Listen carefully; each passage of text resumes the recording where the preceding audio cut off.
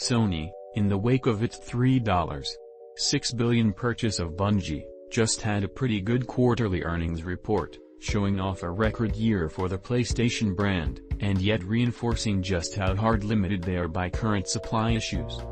All the numbers look great, via Bungie sales, profit and revenue is also great, and yet, the bad news. PS5 is still tracking behind PS4 sales by around 3 million units due to supply shortages alone. And those shortages are only going to get worse, not better. Sony is now saying they will ship 2 million PS5s between January and March for that quarter, which is 1.3 million fewer units than they shipped in the same quarter last year. On top of that, Sony has dropped its forecast for PS5 shipments this fiscal year to 11.5 million units from 14.8 million. In other words, it's going to be somehow even harder to land yourself a PS5 going forward than it was last year at this time.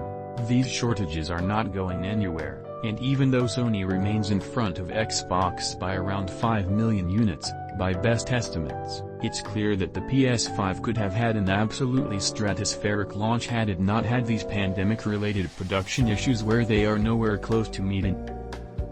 This year, if you still can't land a PS5, that may be even more frustrating with huge exclusive games like Horizon Forbidden West out in 2 weeks, and God of War Ragnarok supposedly out this fall, though this also likely explains the reason Sony made sure those games would also be coming to PS4.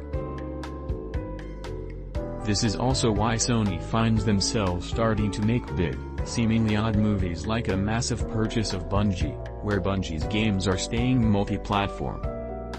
It seems like Sony is starting to figure out that limiting its PlayStation business so severely by tying everything to one physical box they cannot make enough of is not the best long-term plan.